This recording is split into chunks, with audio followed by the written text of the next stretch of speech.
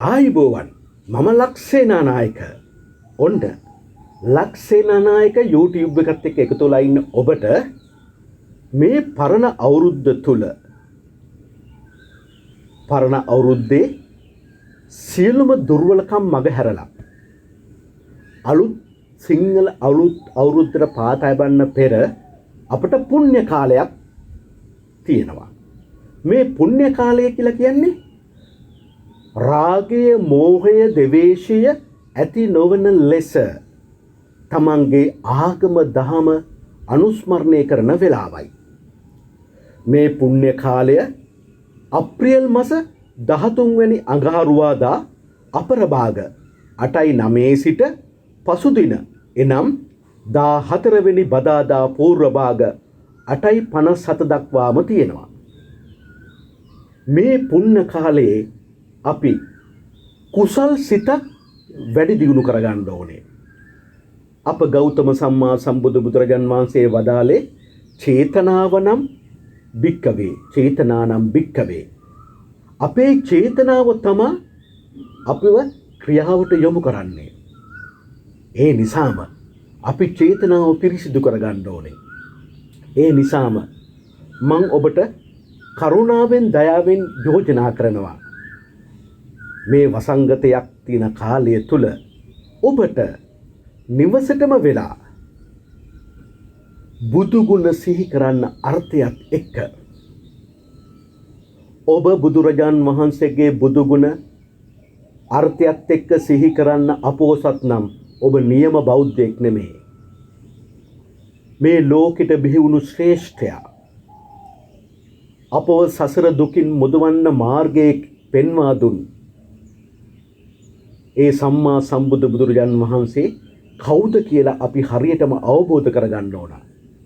එවිට තමයි අපට ඒ භාග්‍යවත් අරහත් ගෞතම සම්මා සම්බුදු බුදුරජාන් වහන්සේ කෙරේ සද්ධාාවක් ඇති වෙන්නේ. සද්ධාව කියලා කියන්නේ නොකඩෙන විශ්වාසයක්. අචල විශ්වාසයක්. ඒ අචල විශ්වාසය අපට තිබුණු තැන අපි මෝහයටපත් වෙන්නේ නැහැ. අපි ධර්මයෙන් පිටපනින්නේ නැහැ. මන්ද ධර්මය තමයි අපි නිතර අපව ආරක්ෂා කරන්නේ. ඒ නිසාම අපි මේ පුණ්‍ය කාලය තුල ඒ භාග්‍යවත් අරහත් ගෞතම සම්මා සම්බුදු බුදුරජාන් වහන්සේගේ සම්මා සම්බුද්ධ බුදුගුණ අර්ථයත් එක්ක මෙසේ මෙනෙහි කරමු.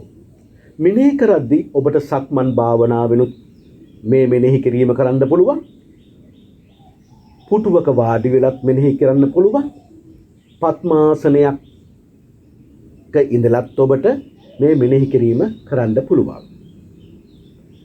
අපි මේ පුණ්‍ය කාලය සම්මා සම්බුදු බුදුරජාන් වහන්සේගේ ගුණ මෙනෙහි කරමින් අපි අපගේ කුසල් සිත වැඩි දියුණු කරගන්න උත්සාහය කරන්න ඕනේ, අදිෂ්ඨානය කරන්න ඕනේ. දැන් අපි පටන් ගමු.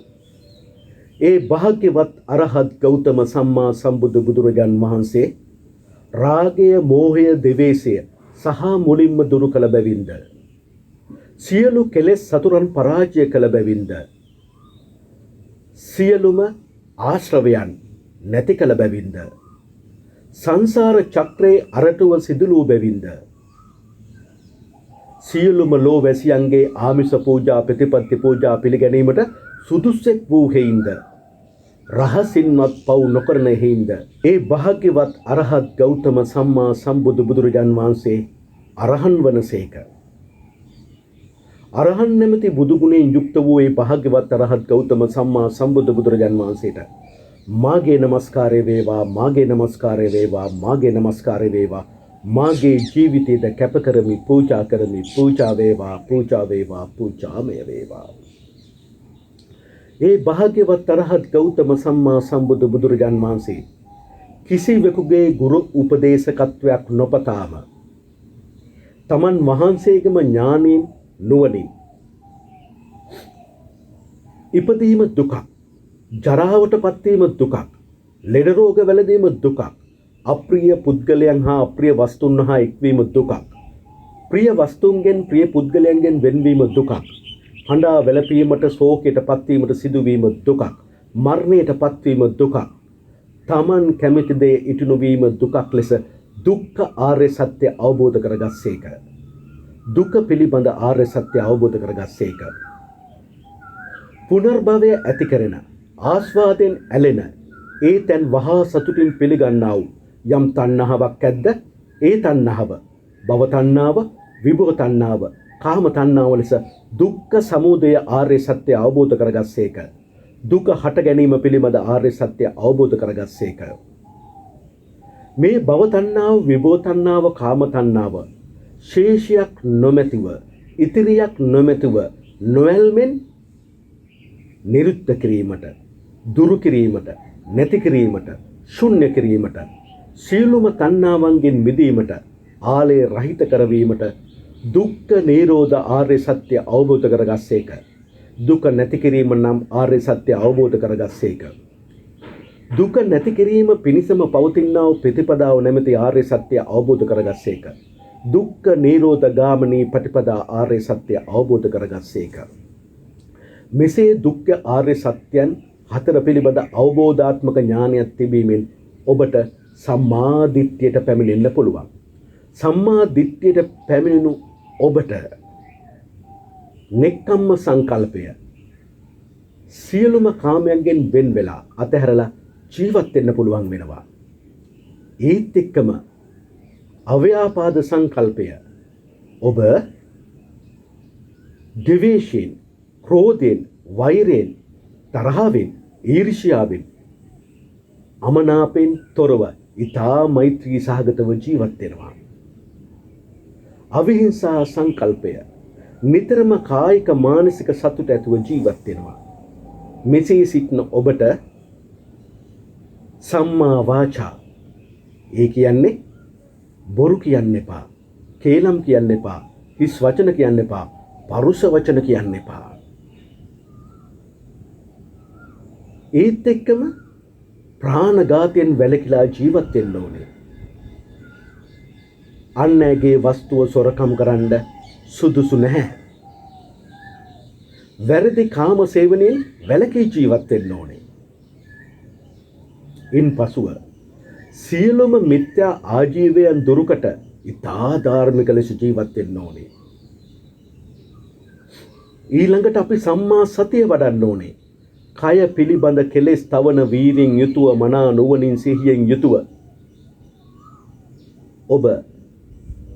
ඔබගේ කය සංවර කරගෙන කායानुපස්සන භාවනාව ඔබ මෙනෙහි කරන්න ඕනේ, පුරුදු කරන්න ඕනේ.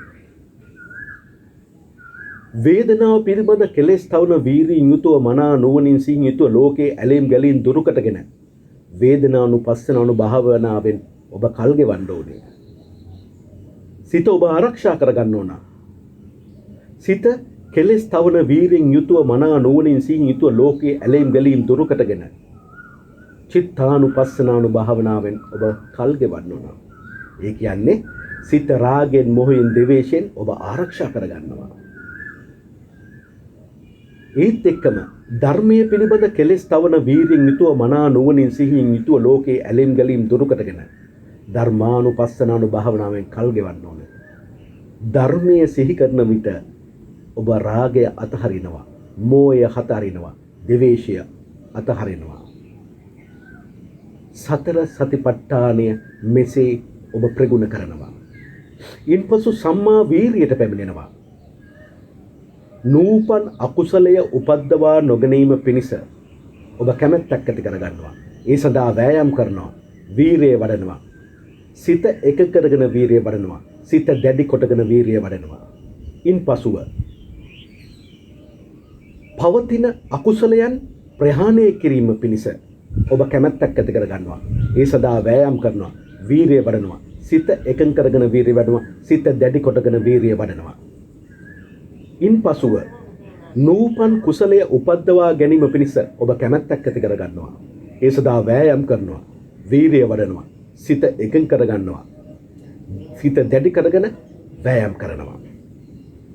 ඉන්පසුව උපන් කුසලය පවත්වා ගැනීම පිණිසත් ආරක්ෂා කර ගැනීම පිණිසත් ඒ වැඩි දියුණු කර ගැනීම පිණිසත් මෝහය මුලාවීමෙන් වැළැක්වීම පිණිසත් භාවනාවන් සම්පූර්ණ කර ගැනීම පිණිසත් ඔබ කැමැත්ත ඇති කරගන්නවා. ඒ සඳහා වෑයම් කරනවා. වීරිය වඩනවා. සිත එකඟ කරගෙන වීරිය වඩනවා. සිත දැඩි කොටගෙන වීරිය වඩනවා. ඉන්පසු ඔබ පැමිණෙන්නේ සම්මා සමාධියට.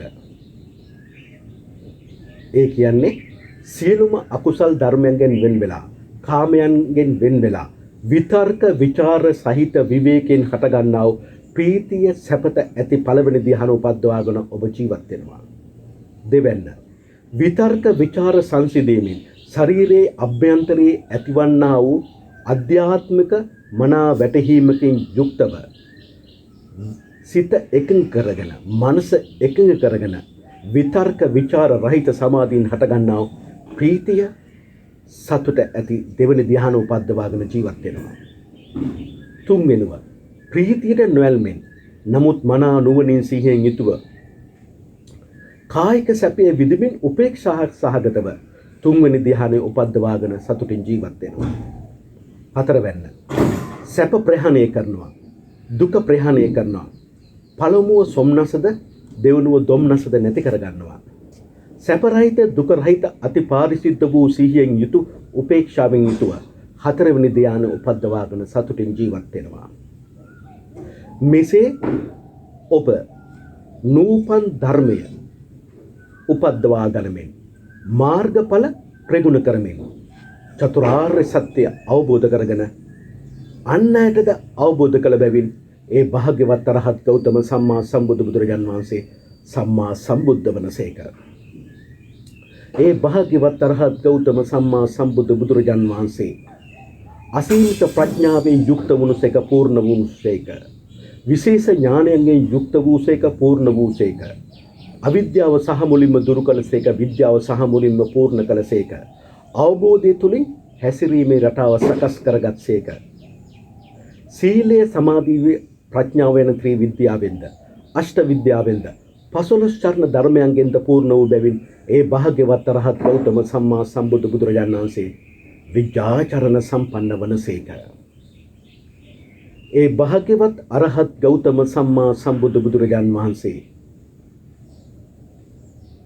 දෙතිස් පුරුෂ මහා ලක්ෂණයෙන් යුත් ෂට්වර්ණයෙන් බබලන්නා වූ රන්වන් පැහැති රූපකාය සම්පත්තියක් තිබූ හේින්ද සුන්දර සොඳුරු ලෙසින් සතර ඉරියව් පවත්වාගෙන ගිය බැවින්ද සුන්දර සොඳුරු අතිශෝභමාන ගමන් විලාසයක් තිබූ බැවින්ද අප ගෞතම බුදුරජාන් වහන්සේ ගමනේ වඩිනා විට පොළොවේ උස්තැන් පහත් වී, පොළොවේ පහත්යන් උස් වී සම්මා සම්බුද්ධ සිරිපතුල පතිත කරන ස්ථානයේ සමතලා වී පිරිසිදු වී ගමනේ පහසුව සැලසෙනවා. ගමනේ වඩිනා බුදුරජාන් වහන්සේ වෙතට දෙවිවරු වන්දනා මාන කරගෙන සිටිනවා. අවට තියෙන මල් වර්ග බුදුරජාන් වහන්සේ වඩිනා මාවත දෙසට නැමි ඒ මාවත ලස්සන කරනවා. සුන්දර සොඳුරු වචන විලාසයක් තිබූ බැවින්ද බ්‍රහ්ම සුවරෙන් වචන විලාසයක් පෙර සිදු වූ දෙයක්මයි වදාලේ, අර්ථවත් දෙයක්මයි වදාලේ, සත්‍ය වූ දෙයක්මයි වදාලේ.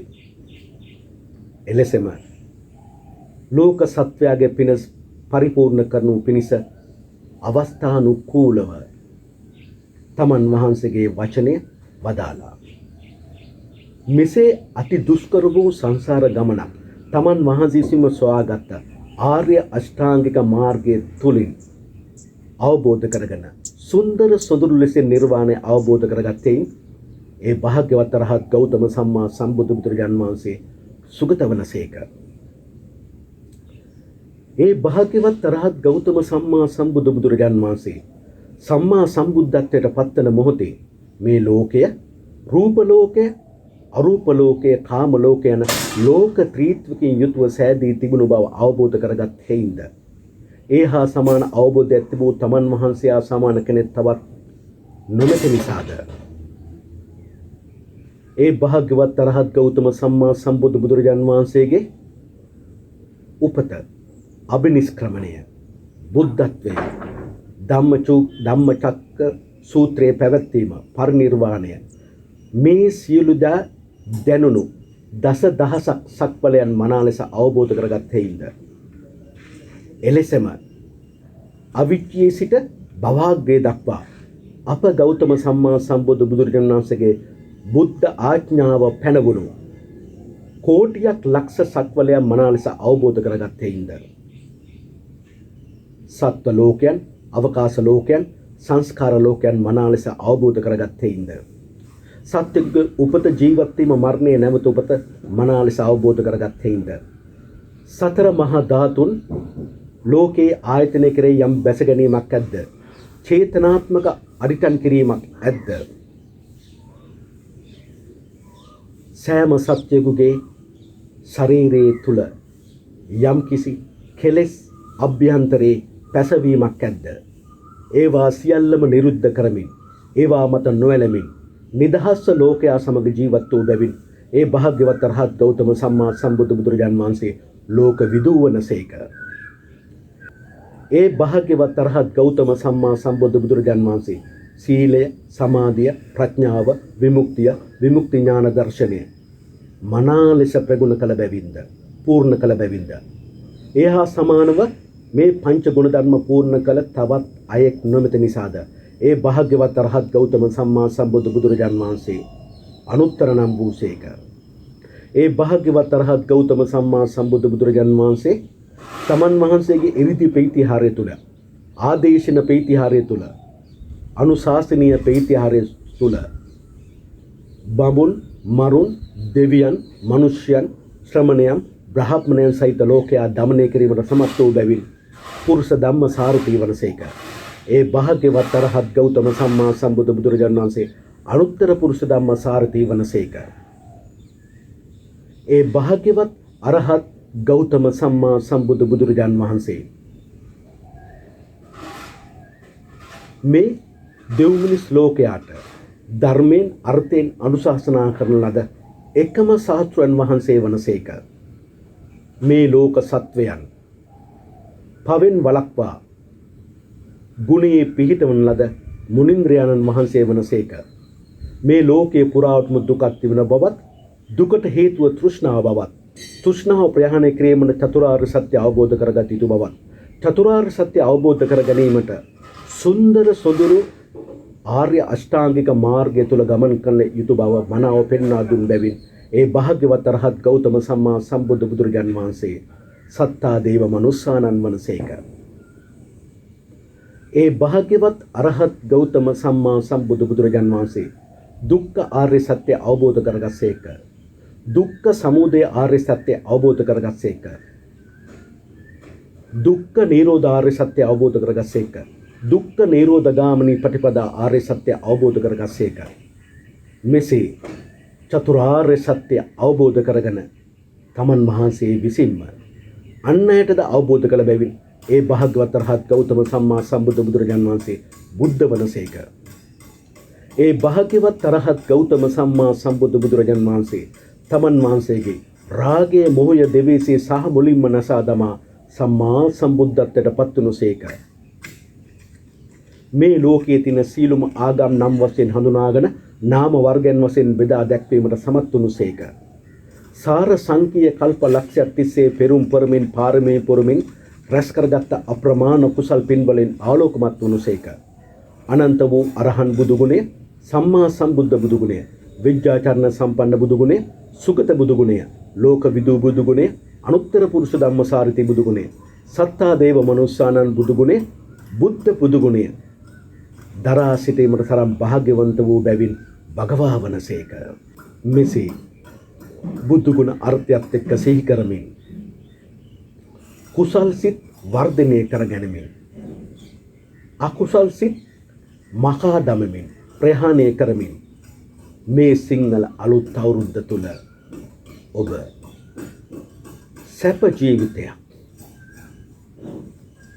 ඔබ දියුණුවට පත්වන ජීවිතයක් අපේක්ෂා කරන්නෙකු බවට පත්වෙන්න.